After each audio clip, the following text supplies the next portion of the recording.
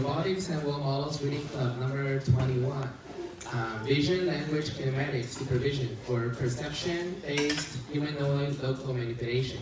Today we are very happy to have our keynote speaker, Wang from UC Berkeley. Let's give a round of applause.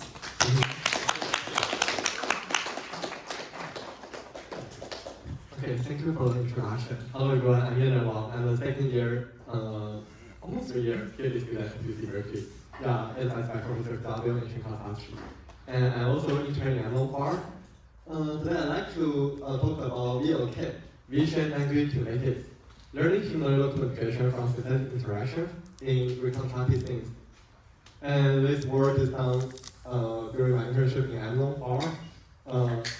But right now I'm also in ML4, yeah.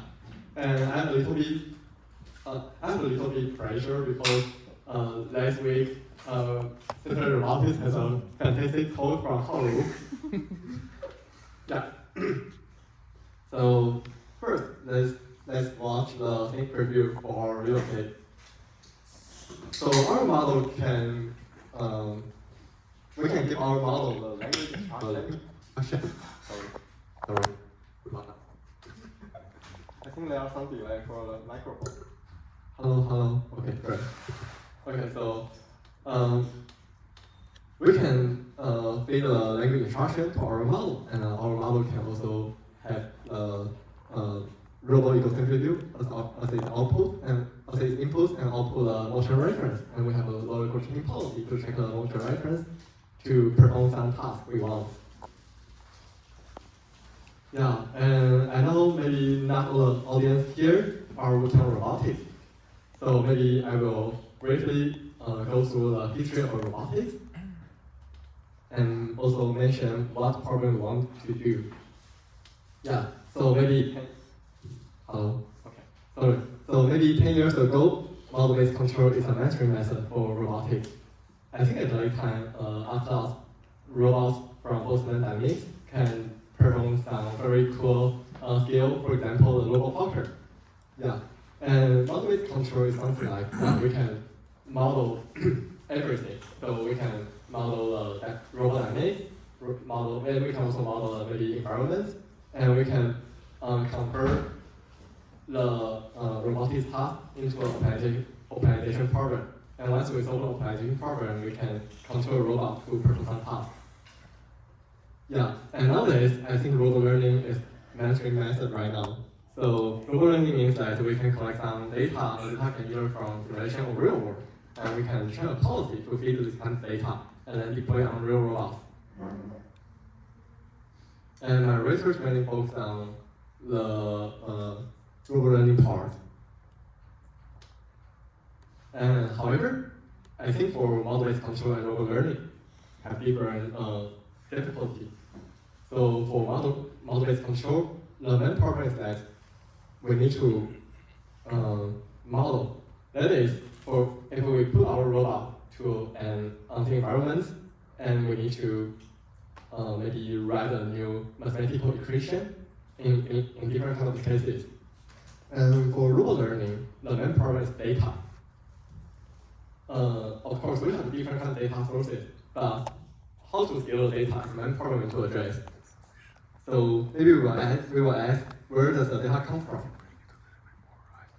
And for me, I think there are two different data sources. The first one is real-world data, and the second one is simulation data. So for real-world data, we can collect teleoperation data. Human can build a robot to perform some task, and we can record a trajectory to train a deterministic policy and deploy on real robot. And we can also have a UMI data. We can use UMI gripper.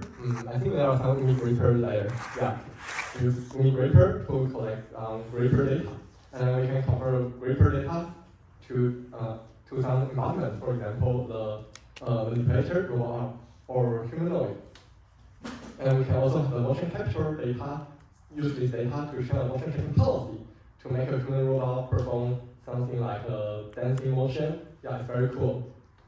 And we can also use maybe human egocentric video data to have our model, and we can use this real-world calibration data to fine-tune its policy to make our robot have some strong generalization capability. Yeah, and other data source is simulation data. So we can collect data from the simulation, include the ASIC, module code is kind of, and we can also use this kind of data for reinforcement learning. Yeah, however, for these two different kinds of data sources, I think there are some pros and cons. So for real data, I think it's very good because we have a correct physics, we have a correct sensor noise, and I think there is no inter-real gap, and the content and information are correct. However, there are some disadvantages. So it relies on the human error. So we need a human teleoperator or human to collect the data.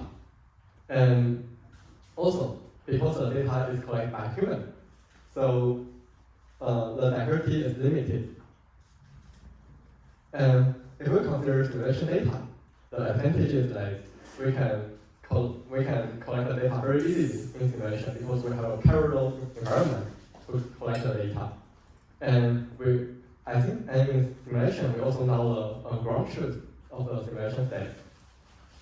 And we can easily to randomize any information we want in simulation. However, the problem here is that we have a gap.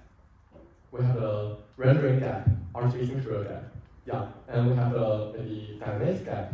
And also, maybe for context or some information, it's very hard to simulate in simulation. Yeah, so if you want to maybe use the data for humanoid, maybe we need to consider this kind of dimension. First, our data sources need maybe RGB image, the egocentric view from humanoid.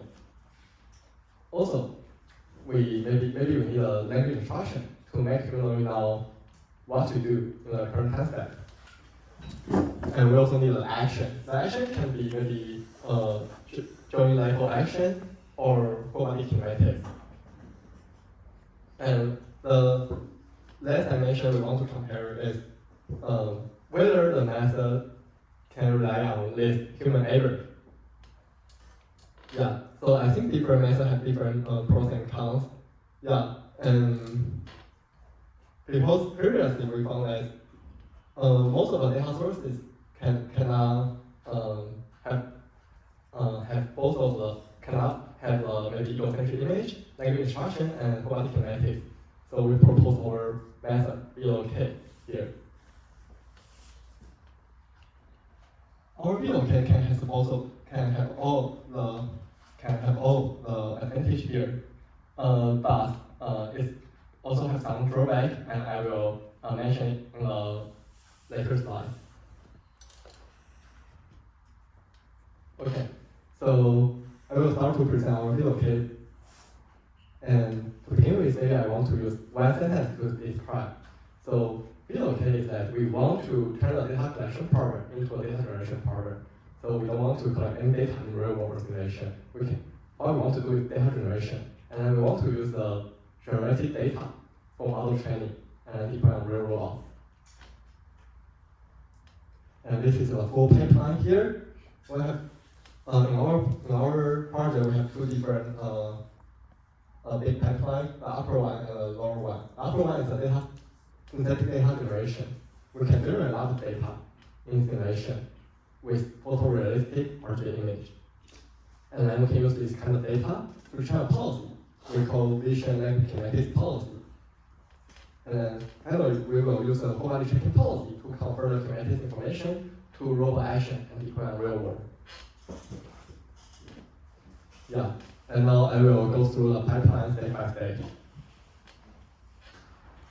First, I will go through the synthetic data generation part. But before we go through this part, maybe I want to mention the 3D Gaussian splitting.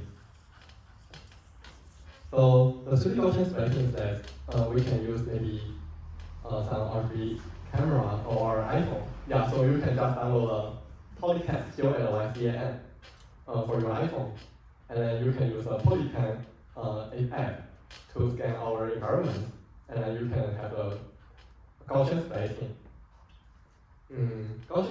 So for Gaussian splitting, we can have some photorealistic RGB image here. So for example, we can see this kind of image is very photorealistic, and also this part is from our animal lab. Yeah.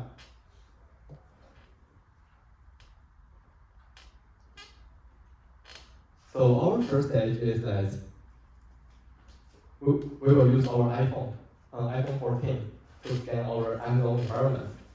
And then we can, the app we use is a polypen, and then we can,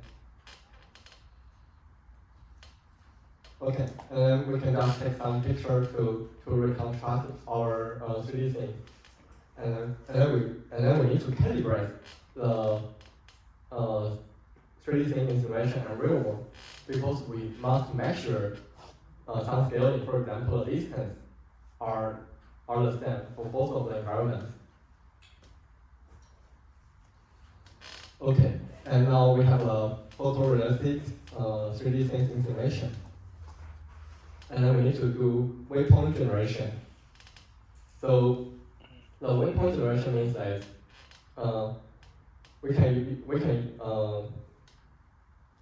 okay, so we have some motion reference data, and the motion reference data we have two different purposes. The first one is for navigation.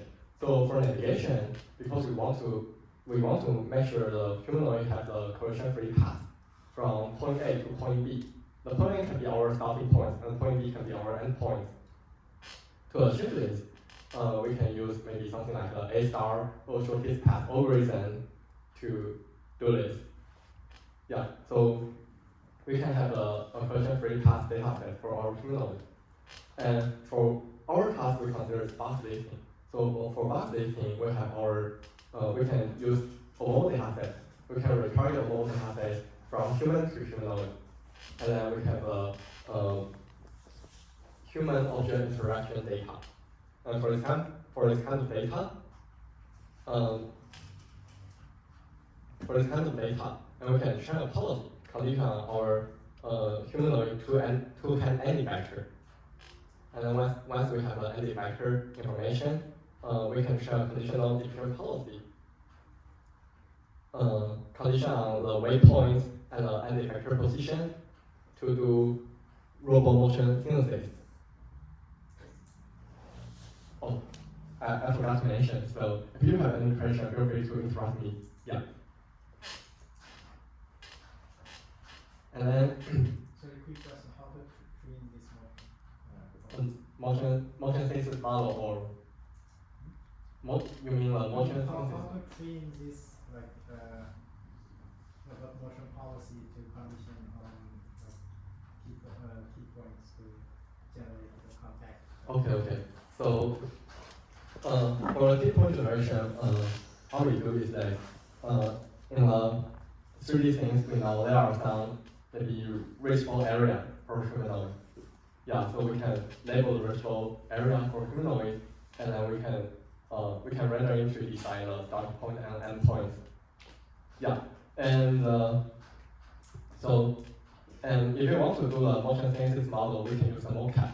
So in mocap data, it will have some maybe humanoid motion reference or working, right?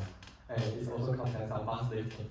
So for the working data, we can easily to know the base position orientation of the motion reference, and we can use this kind of information as our input and use supervised learning to train the output it corresponds to the same motion reference. Yeah, and for box lifting, because if we do motion retargeting, and we also know for one box lifting motion, maybe we know the movement of our two-hand anti-vector. And then we can use this as our policy condition input, and then output the same motion, yeah, to do supervised learning.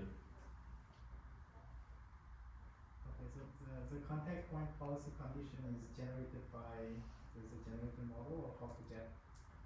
You mean content label? Yes, Oh. it's contact label. Yes. Oh, so we have other model to predict a content label. Yeah, we have other VLK model to predict content label here. Great. Waypoints are, so you need the ground, and that needs to be human labeled, right? The ground and other surfaces. Why is that human annotation necessary? Is it just to make sure that everything is precise in measurements? Yeah, so,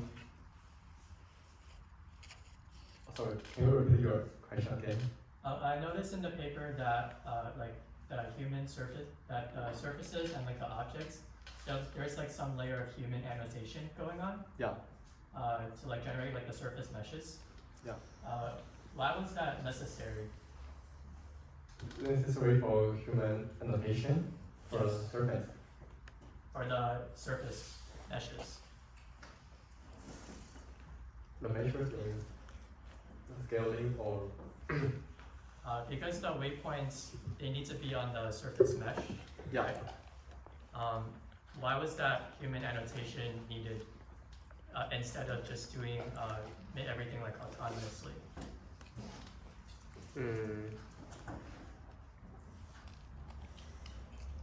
So I guess in your paper, like you first have the 3 bounding thing. Yeah. And then you hire a bunch of people to label the 3D bounding box for certain objects in the scene. Oh, actually, if you use the polycan, it can propose the initial bounding box.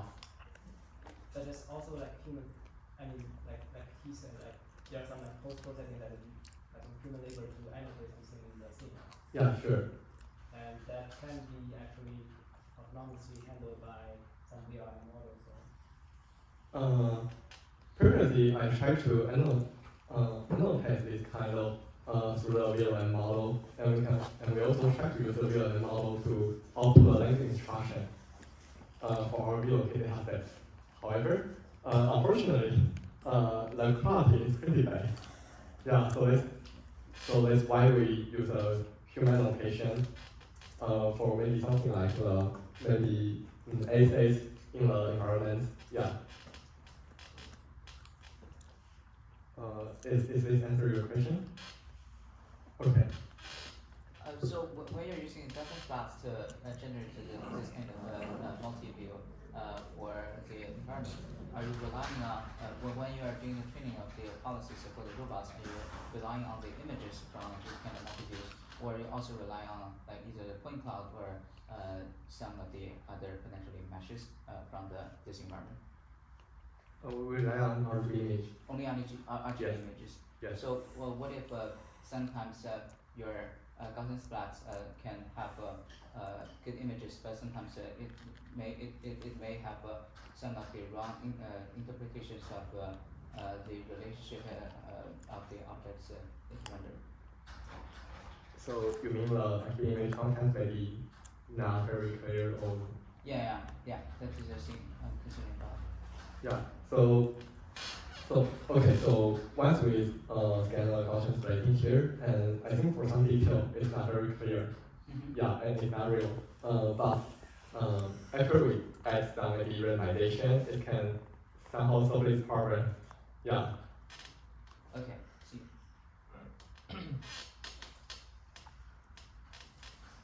Yeah. And then we can yeah. So right now we have some data to train a conditional diffusion policy to have the motion synthesis model.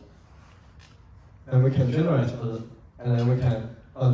a lot of motion through our motion synthesis model, and we can also have the corresponding language instruction.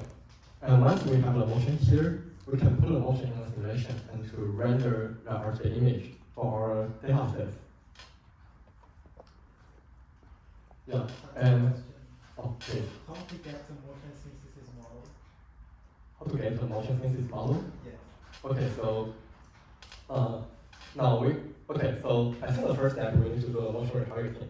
Yes. We want to convert the human data to humanoid, right? And once we have the motion data for humanoid robots, and then we will now maybe all the joints of the humanoid. Yeah. kinematic skills.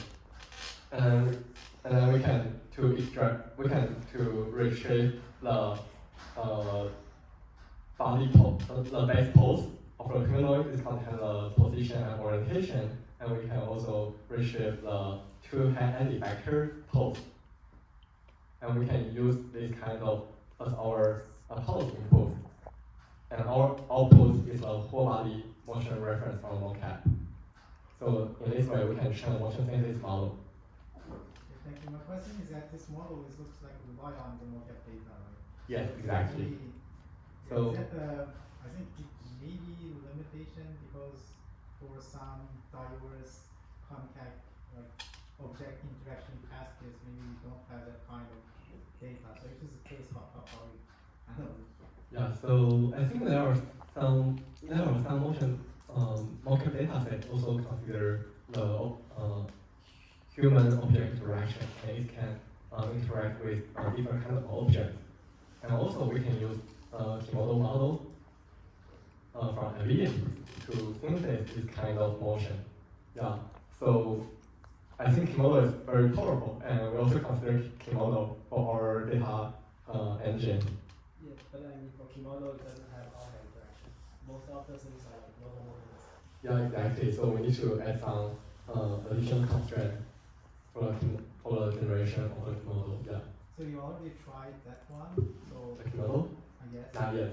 So why don't you use in this paper, or you already use it? Actually, we started this paper before the release of the key model, so we don't use the key model.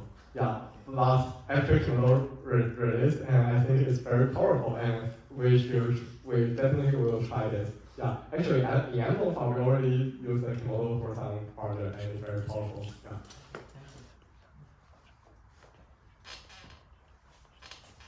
Okay, so yeah, so okay, and here we also need to do make a reorganization for RGB rendering. Yeah, so previously, if we want to do maybe audio sync to real, we will also say randomization, right?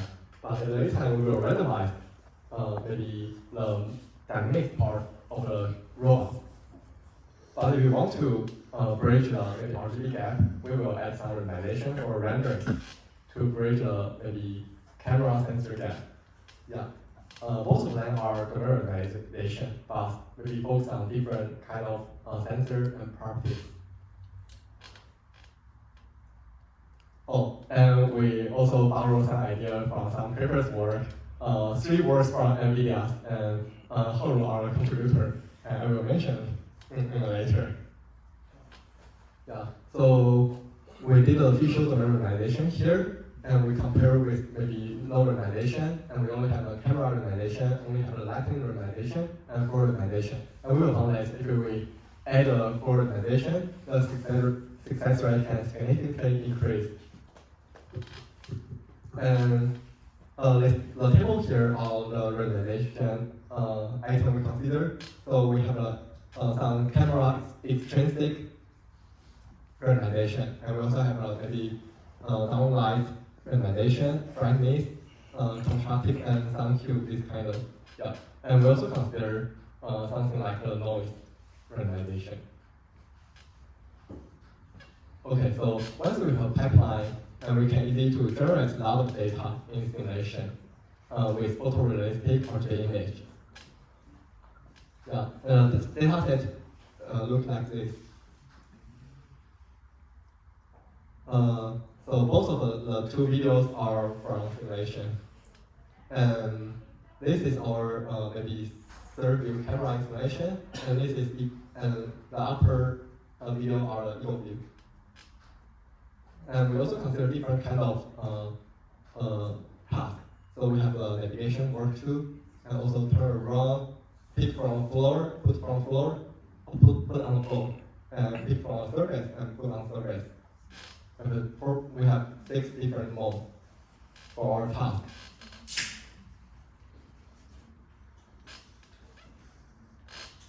Yeah. So once we have the data, and we will consider the model training, how to train the VLK policy. Yeah.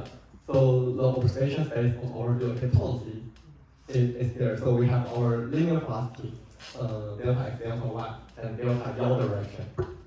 Yeah, and we have a robo base height, and also we have a 60 rotation matrix of our robo roots. And we have the joining angle, and we use sine cosine representation to represent the joining angle. And we also have a contact label here. Yeah, so when we generate our data set, we will also generate the contact label. And I will describe why we need a contact label here. Yeah, and I must mention, yeah, and our VLK input is a robot egocentric view. The language instruction, current G1 state. The state is a kinetic state, not a dynamic state. Yeah, and we also feed the contact label as our input. Yeah, and when we deploy our policy, the contact label is autoregressive feed. So it means that we will use the last model predicted contact label as our next input. Yeah, because we don't know the contact label in the real world. Yeah, and model training, we fine-tune the pi 0.5, and we try lower fine-tuning and full fine-tuning. And of course, because the embodiment gap, so the full fine-tuning is much better than the lower fine-tuning. Yeah, and of course, we have the formation loads, but we still need to consider other kinds of loads because what we found is that the quality of the kinetic motion is very important. And if we just use the formation loads to train our policy, and sometimes, for example, when the kinetic is totally wrong. For example, when we want to make a robot to pick up the box on the floor, and sometimes the 2 feet of the robot will always in the air. Yeah, it's very strange. And also, if we want to make a robot to pick up the box, maybe the pose of the entry vector are wrong. Yeah, so we need to add additional loads. For example, we need to add maybe 4 kinetic loads to make sure to make sure if we feed our joint angle to our forking. So to make sure, because our pose can output a joint angle, right? And we will convert joint angle to maybe whole body pose. So we have a 2 hand-ended vector pose and 2 angle pose. And we must make sure that our two angles should be, our 2 feet should be on the ground, and our 2 hand-ended vector should be on the position we want. And we also have some loads, like the full sliding loads. We must make sure our base linear velocity can align with our foot movements. Yeah, and once we have the kinetic motion from the VLK policy, and we will use the whole body motion tracking policy to convert the kinetic motion to robot dynamic action. Yeah, so previously I think there are a lot of whole body tracker. Yeah, we have a Omni H2O maybe 2 years ago, and we have a Bionic from Berkeley and Stanford, and we have a GMT from UCSD and Sonic from NVIDIA. Yeah, but here, let me take a look for this. Okay, here, the motion training policy we use is a symbol. Yeah, and I will use some maybe keyword to describe symbol. Symbol is a global general motion tracking policy with content label. Yeah, and I also highlight a global, general, and a content label here. Yeah, so maybe first of all, I want to describe what is a local tracking policy and what is a global tracking policy. So for a local tracking policy, for example, previously, if we consider something like a Bionic GNT, Sonic, and OmniH12, all of them are local checking policy. So it means that it can check maybe robot joint angle very well, but it cannot check load global position very well in the warframe. Yeah, so for example, sometimes if you want to make a robot to dance, and the robot, the dancing motion looks very good, but sometimes the robot will maybe have some collision with a wall, yeah, because it's a local checking policy. But if you have a global checking policy, the root position of a robot can do exactly what you want. And yeah, please. If you use global tracker, then you need to Hello. consider the body policy in the global frame and your deployment. How do you get this estimate? Yeah, so of course, so I think if you want to use maybe global checking policy, what we need is a very good destination, right? Yeah. If we have a very good destination, everything's pretty easy. And here we use superodometry as our destination. So you can search for this paper. It's a sense robotics paper from CMU.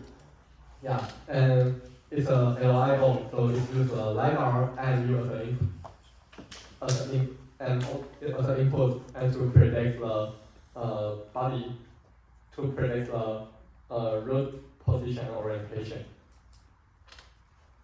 Yeah, so if we have a very good maybe data estimator, and we can do the general motion checking policy.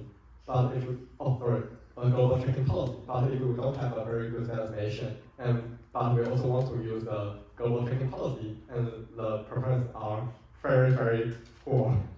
Yeah.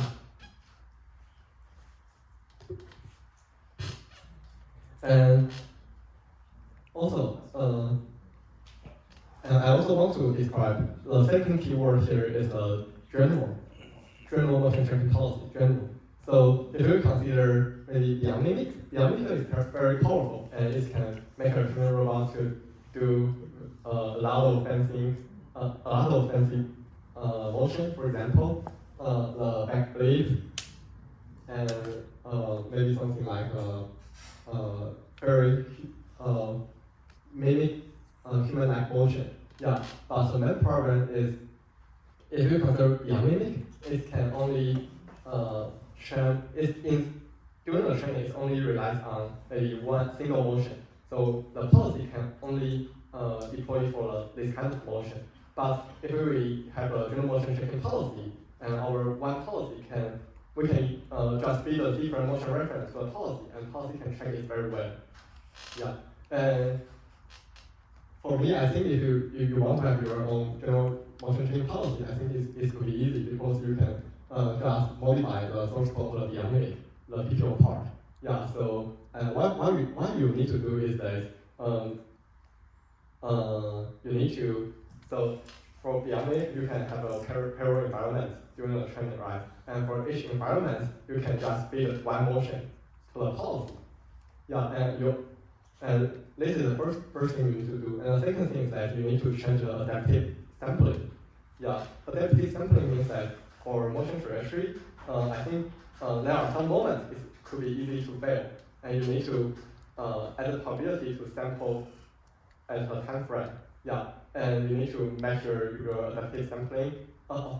Adaptive sampling can cover different kinds of motion. So for different kinds of motion, you need to have its own schedule for the sampling part. Yeah, and then you can have a general motion checking policy. Yeah, but you still need to fine-tune the policy by yourself. Okay, and now I will go through the result part. Yeah. So because we can easy to generate the data information and train a VLK policy, so of course we will consider the scaling law here.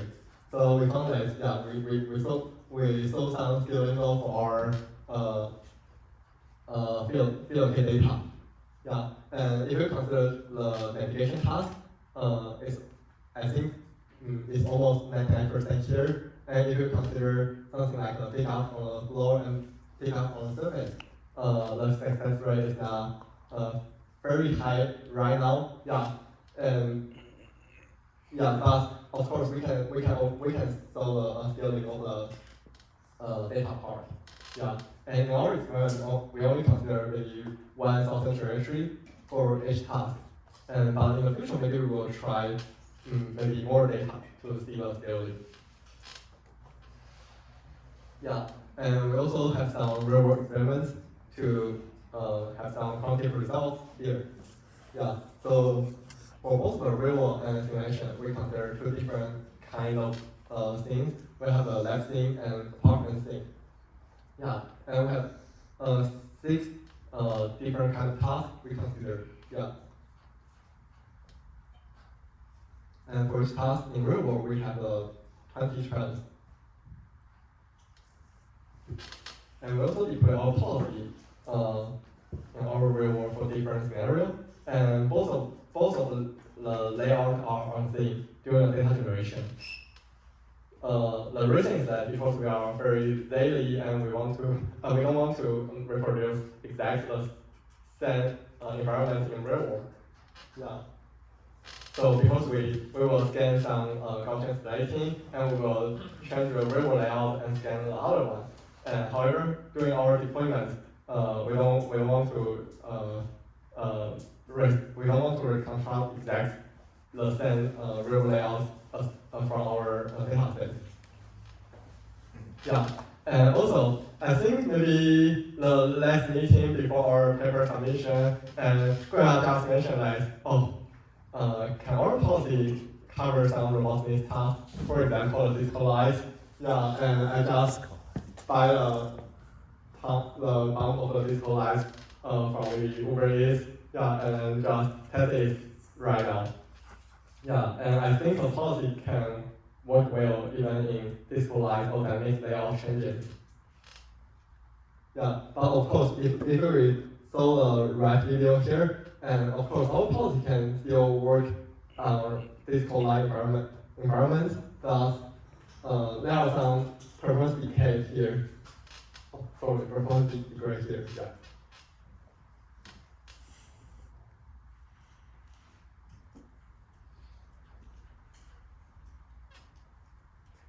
Yeah, and we also can training automate prompt into localized behavior.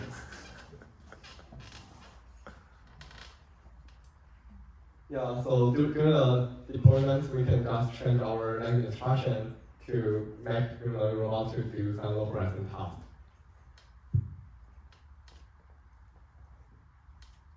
Okay. Okay. Just one last. Is this like the whole process autonomous? Like you have to have a human to give the prompt to the. Human give the prompt. And it has to the human has to monitor the progress of the task. Not really. So for example, if you want to do something like a pick up the bar or put on the bar or net it to some object, and the robot can stop when the task is ends. Oh. Yeah, because during the maybe okay. So because when we change the VLK policy, we will pay the last frame many times for the VLK policy. So that means that the VLK policy can learn how to end for the subscale. Yeah. Is the policy like the prompt here is just a recapitulation of the view? Or? Yes. Okay. Just so like it's a a long paragraph of the whole task. Like yes. this one. Yeah. Thanks. You're welcome. Okay, thank you everyone. And I also prepared some common questions from maybe different kinds of people. Yeah. So the first question is that, okay, so maybe someone want me to clarify what's the difference between a VLK and a typical VLA model. Yeah, and I think for some VLA model, it's just an end-to-end model, so it will condition on current language and robot RGB image and output maybe joint level command. The command could be any vector of the joint angle position. Yeah. And for our VLK model, what we output is kinematic data. Yeah. And then we have maybe coordinate tracking policy to convert kinematic data to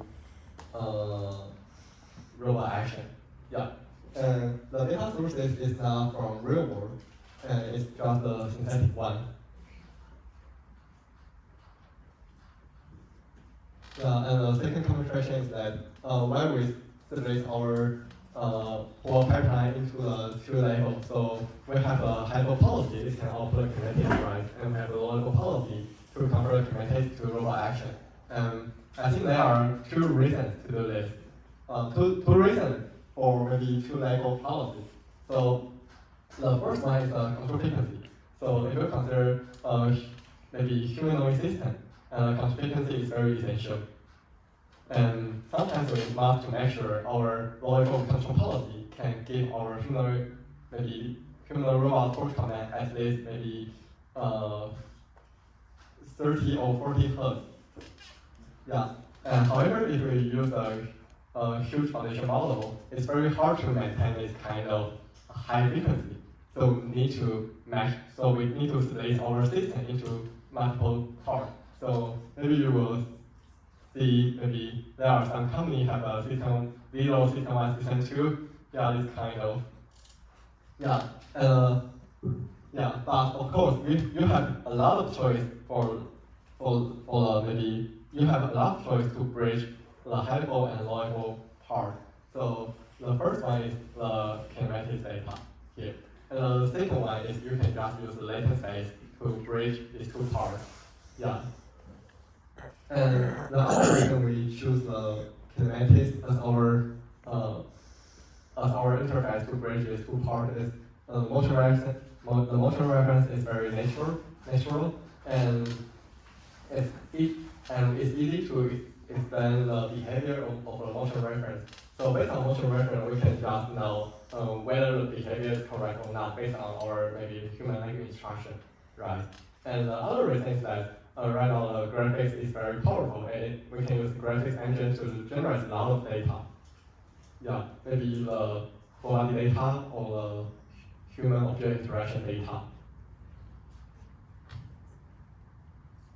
Okay, and the other question is why we do this project now, not 3 years ago? Yeah, and I think this is also a very interesting question. Yeah, and the answer is that because right now everything's ready. Yeah, now we have a very good Gaussian lighting, so we can have a photorealistic image installation. And also we have a whole body motion tracking policy. We can check any motion we want. Yeah, and also, even we can have a very good Gaussian lighting, but we still have some maybe RGB synchronous gap, right? And also, there are some papers focused on maybe RGB synchronous, and I think the results are very promising. Yeah, so I want to mention RGB synchronous work from NVIDIA. Yeah, so lab one is from NVIDIA Seattle lab. I think it's from Anchor Honda team. Yeah, and it can make a maybe dash time to achieve some maybe RGB synchronous task. Yeah, maybe 2 years ago I think. Yeah, and last year NVIDIA their lab have two different work. Pyro and Gorman can they solve the RGB synchronous for human robots. Yeah, and how are the contributor for this to work? Core contributor, yeah. And okay. And also I want to share what we learned from the project. Yeah, the first one is that the kinetic quality is very important. So previously we just think, oh, we can easy to train a VLK model and we do not consider the kinetic too much. So sometimes just I mentioned, the two bits could be in the air, and also the two race anti factors are not correct if you want to do bus lifting task. Yeah, And we found that if our kinematic quality is very poor, and our training policy cannot convert the kinematics to robot command very well, and the robot, and I think it's totally wrong. Also, and the second part is the content label is important. So our policy, so I forgot to mention the content label for Simba. Yeah, so I mentioned that Simba is a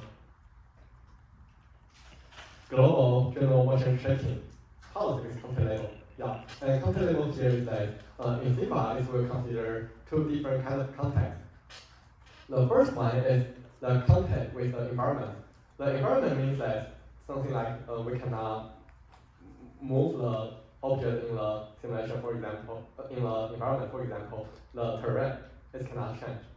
Yeah, and it will, Simba also consider the second kind of content label is the contact with the object. The object means that we can move it. Yeah, and here, the content label we mainly focus on is the object one. Yeah. So if we have content label, we can use the content label to adapt our risk behavior. So for example, if we found that we have our human robot should have a contact with the object, and then we will know that our two hand effector should be close to the box. So for example, if we just track the box lifting motion, and sometimes our two-hand vector should be on the surface of the box, right? If we consider the microphone, our the gripper should be on the surface of the microphone. Yeah, but if we just do this kind of motion, I think most of the case we cannot grasp the microphone very well because we don't have consider any force information. Yeah, and if we want to grasp the microphone very well, I think we need to measure the target position of our two grip. The gripper should be inside the microphone. Yeah, to make sure we have additional force can hold the microphone or the object we want. Yeah, and so there's one common question that the binary content label is good now. For me, I think it depends on the task. So if you want to do something like a box lifting, or we just want to use a gripper to open a drawer, or to use gripper to do some task, I think it's okay, but it depends on task. But if you want to maybe shape a modeling clay, this kind of task, I think you need to have a continuous content label. So your content label cannot be a binary, because binary cannot handle this kind of task. Oh, yeah, and motion blur. Motion blur is very important for our project. So previously, I think our policy cannot work well because of the motion blur. Okay, so motion blur is something like, yeah, so if you just consider our VLK data set, and everything is in simulation, so we not everything is correct. But in real world, sometimes it will produce a motion blur. Motion blur here means that when our human robot to pick up a box, and it will have a bending motion, and bending motion can be very fast. So the camera cannot maybe capture the environment very well. So it would, because the camera shaking can generate a motion blur. Yeah, and also if our human robot walking, and if you consider the walking motion, and sometimes the walking motion can shape the camera significantly, and it can also generate very significantly motion blur. I think the image here is not very significantly. Yeah, so during deployment, I think motion blur is very heavy, not just like this one. Yeah. So to solve the motion blur issue, of course we can just maybe add a motion blur during our VLK training. So we can just add a lot of blur for our RGB image. But the main problem here is that if we add a lot of motion blur for our RGB image, and just like the real world, how we saw in real world. And the main problem is that we cannot understand what the image, we cannot understand maybe the meaning of this image. We cannot understand any semantic from image. Yeah, so it will break the alignment between the artificial image and the language instruction. So what we do is that we have a two-way solution. The first one is during the VLK training policy, we will add a little motion blur from our artificial image to make sure we can still understand the semantic of our artificial image. Yeah, and during deployment, we have a 0.3 image buffer. So we will choose the clearest image from image buffer for our VLK policy as input. Yeah, and we use the Laplacian score to pick the image from image buffer. Yeah, and the other question is that adaptive sensing. Yeah, so whether our work consider adaptive sensing, and I think that for adaptive sensing there are so I think if we consider some manipulation work, adaptive sensing means that whether our camera view can change it, right? Yeah, but for humanoid, because our humanoid have two faces and it can just move the camera view by itself. So maybe it's not very necessary, but sometimes we still need some motor to control the humanoid. In this case, you can just follow the twist to head motor. It will be very, very powerful. Yeah. But I think other scenario we want to consider maybe adaptive sensing is that sometimes maybe in the initial position, the robot cannot see the target object. And in this case, I think the robot should have some exploration strategy to find the object in the environment, right? And in this case, maybe we need the adaptive sensing. Yeah, but if you just consider the behavior cloning policy, we just generate or collect some data and then train a DC policy. And I think most of the cases we don't have this kind of exploration strategy. So what we want to do is maybe we can add idle. We can do some real world idle to learn this kind of exploration strategy. But we didn't do this in this project. Yeah, and okay, and the next one. So the next one is the latency. So latency is important. Yeah, because for human robots, if we don't consider latency, I think the robot will easy to be failed down. Yeah, and if we consider so if we consider the large model, for example, we have a hierarchical model, we have a higher model to output the kinetic motion, and our local model can convert the motion to robot action.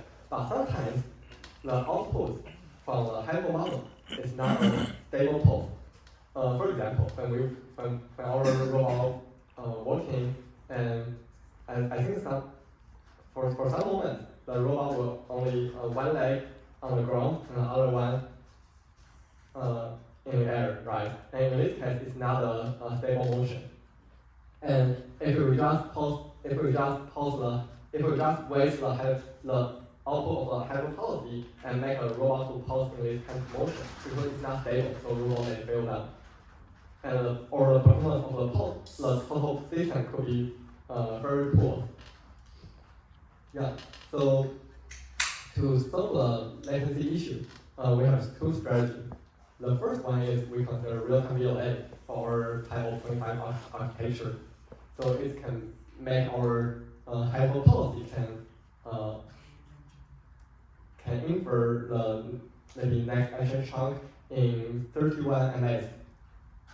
Yeah, and the second strategy we use is the test time RTC.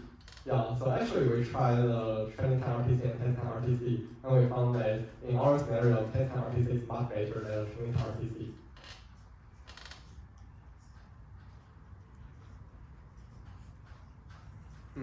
Yeah, and also, okay, so we can see the text right here, and And it is obvious that if we consider the task is picked up from the surface or put on the surface, the success rate is not higher than other tasks. And the reason here is because the data generation. Okay, so for our generated data, there are some motion can have there are some motion may have a collision with the surface. So for example, if we want to pick up a bus from a table, then sometimes the two hands may move from the lower part of the table and then pass the table to pick up the box. So it may generate it may have some collision here. Yeah, because during the data generation we only consider kinematics, we don't consider the dynamics. So we may have this kind of issue. Yeah, so in the future, if we want to improve the maybe pick up from surface and put them on the surface, maybe we need to improve our data generation pipeline to make sure we don't filter this kind of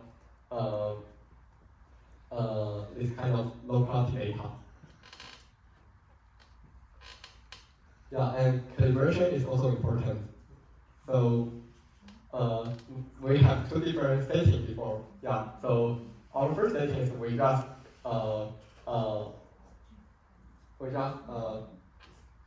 scan our Gaussian 3D Gaussian splitting, but the quality is not good. However, a lot of the quality is not good, and our policy purpose is also not good.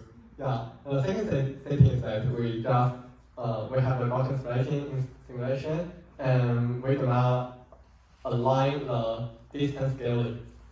And we found that, of course, we can add some realization for our thing, but the performance is also poor. Yeah, so we must to make sure the scaling is correct. Yeah. So there are some conclusions here. So I think for different methods, for example, we can just do calibration, we can have in data, we can also use VLK for human robots. But there are no any methods are good. So if we want to do real-world calibration, and we need a whole body calibration checking policy. Yeah. And we also need a lot of human error. Yeah, and if you use maybe UMI data to transfer from UMI gripper to human robot, I think the main problem is that we need a checking policy. It can check maybe either 2 point, 3 point, or 5 points. Yeah, and we also need to measure because the scale of our human is different from some kind of humanoid robots, so maybe some UMI data cannot direct transfer from human to humanoid. So right now, one solution is that during the data collection, we must to collect the data very carefully. Yeah. And last one is our VLK. And I think right now for VLK, the count is very significant. So if we don't consider maybe object dynamics, everything could be easy. But if we consider object dynamics and we also consider something like a collision environment, maybe some collision scenario, and VLK cannot handle this. So for example, if you want to use VLK to generate something like folding clothes or shape modeling clay, this kind of task, right now it is impossible. Yeah, but maybe in the future it's possible, but I'm not sure. Yeah. So takeaway here. So in this work we solve 3 different kind of gaps. The first one is RGB gap. We have a simple real RGB gap. And we use a visual domain realization, and also we handle the motion blur issue. The second one is we have a kinetic to dynamic gap. Yeah. And we use a real-time VLA, and we use a test-time RTC, and we also use a symbol to convert kinetic to robot action. And the third one is environment depth. So we generate some synthetic data and we do some maybe calibration and build a Gaussian splitting here. Yeah, thank you so much.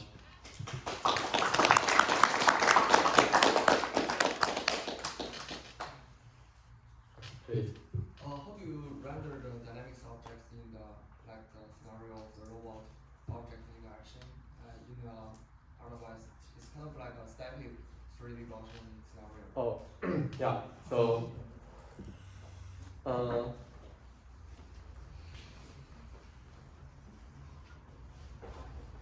not right now.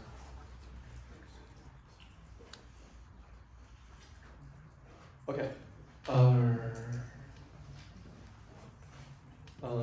Yeah, I can answer this question. So, in our 3D Gaussian splitting in simulation, we also put some assets from our data sources. So we have some data is just the object asset, and we put the asset in simulation, and we randomize the asset. So we have different kind of box assets in simulation.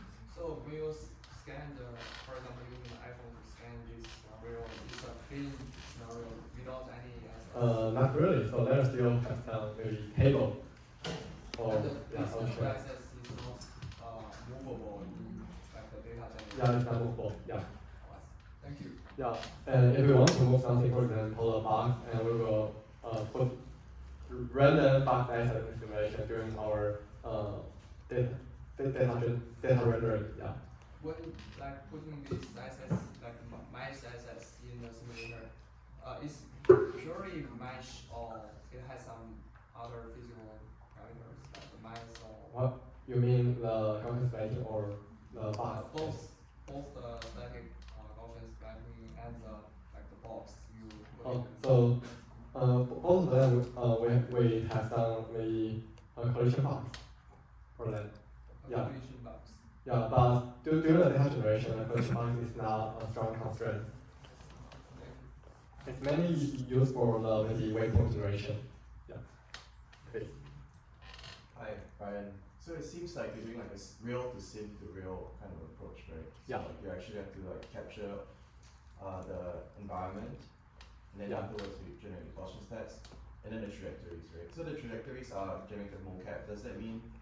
I mean, it seems like generalizes well within the scene, and even when you randomize all the different objects and placements, it still is kind of performant under that. But does this mean that every new environment and every new set of tasks instead of objects, you need to kind of recreate the motion policy again, or? You mean the motion synthesis model? Yeah, correct.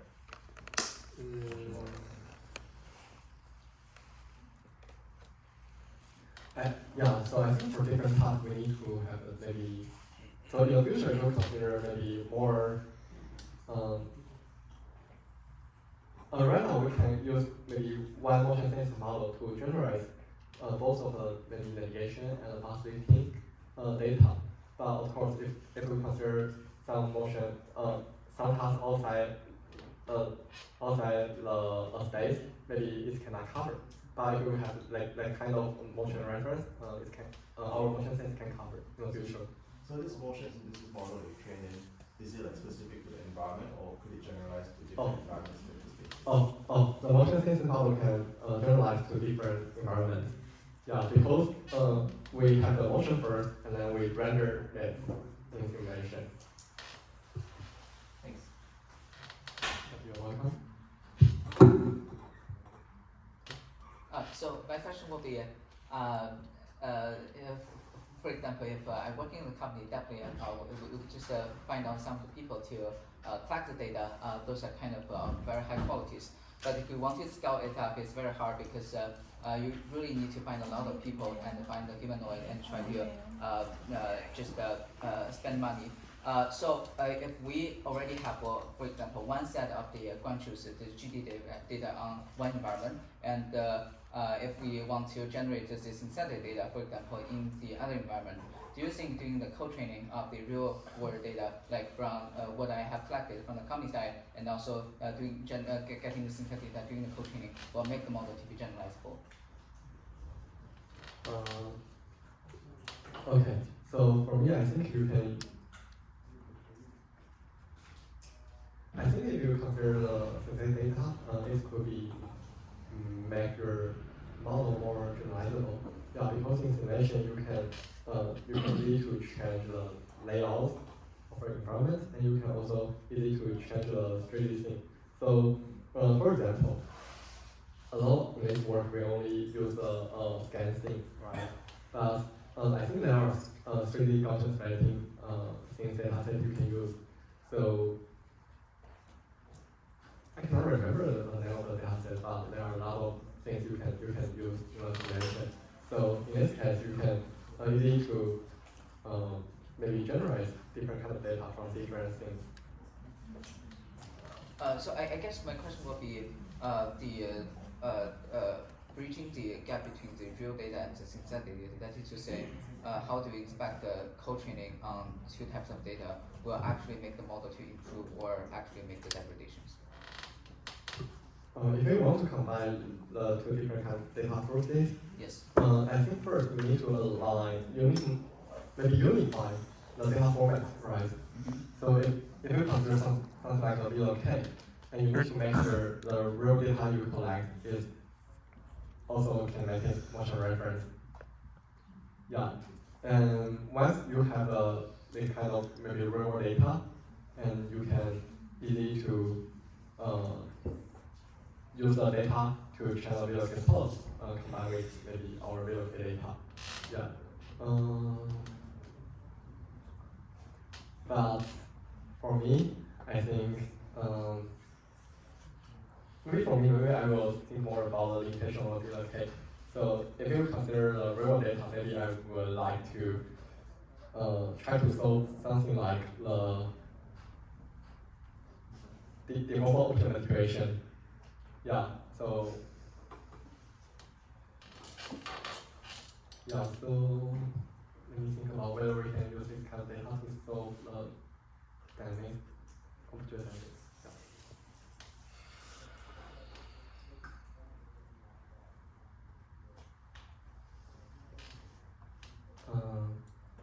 Actually, I don't know the answer, but for me, maybe if I want to collect real data for a VLK project, maybe I also want to collect some maybe technical information to make sure we have a continuous force information. And then maybe we will use this kind of data to try to fine-tune or calibrate the content-level part of the VLK. Yeah, so this will make our VLK policy have the capability or potential to solve the object dynamic task. Yeah. I get your point. Thank you. Any question? Quick question. We have already mentioned this. What's the inference latency? What's the inference latency for VLK model? Okay, so I think the inference time for VLK for our VLK model is 31 ms on 5090. We use the real-time VLA. Yeah, thank you. Please. So I was curious about the last one that was changed and was kind of long. Does the Berkeley model has a sense of object permanence? So like, if you say, for example, there was a box and it's like vision, and then you asked it to move the box somewhere else, and then it moved on in a position where it cannot see the box anymore. Can it on its own, can you prompt it right away to like, oh, go back to the box, pick it up, and put it somewhere else, or do you have to ask it to turn around for it to see the box? Okay, I think it's very hard for our current VLK policy. Yeah, because it involves the memory, right? Yeah. So our VLK policy is based on type 0.5, and type 0.5 only condition on 3 images, but the 3 images are maybe 2 res image and 1 third view image.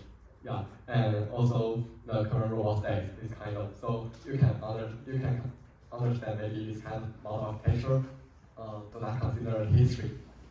Yeah.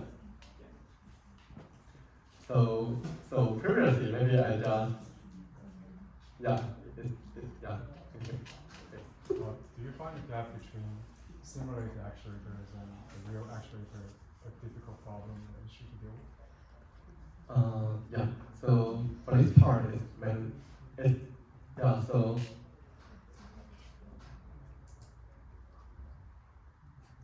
okay. So I think this problem should be, or this issue should be happen in the robotic motion tracking part, right? Yeah, because it's converted to robot action. Yeah, and the robot we use is Unity G1, and right now I think there are some very good motor parameters for Unity G1. You can just follow the maybe the Unity repo. Yeah. But if you consider maybe other kind of human robots, you still need to measure this kind of parameter by yourself. Okay. Yeah.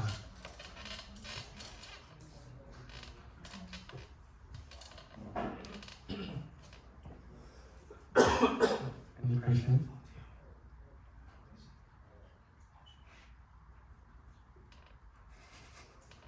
Okay, if there is no question, okay, everything is good. Thank you so much. Yeah. Thank you so much, our keynote speaker. So, a few announcements for the future reading club sessions. So next week, August 8th, reading club number 22, we're gonna talk about the ODE world, a continuous predictive architecture via physical time flow. And the speaker will be our previous reading club number 2 speaker, Hao Ying from UC Berkeley. And we also received several other abstracts, and we haven't decided the full schedule of August yet, but we probably gonna have contact-rich robot learning from human videos and tactile. So we are previously had 2 tactile keynotes before, and we probably have some more tactile topics in the future. And this project is about how to integrate human video and tactile for robot learning. And probably August 29 or 27, the end of the August, we're probably gonna host in Plug and Play in South Bay, and the speakers are Dino Robotics, but that is likely and not confirmed. And by the way, next week, August 8th, we're probably gonna co-host with Moon Lake. So it's Moon Lake AI's office. It's also a few minutes distance from here, but the timeline probably a little bit postponed to maybe 3 p.m. or 4 p.m. and we'll see. And if you are interested to share your research or your hot takes, send us a keynote abstract or a 90-minute talk abstract, depends on the time you want to talk, and we can plan for the future reading club sessions.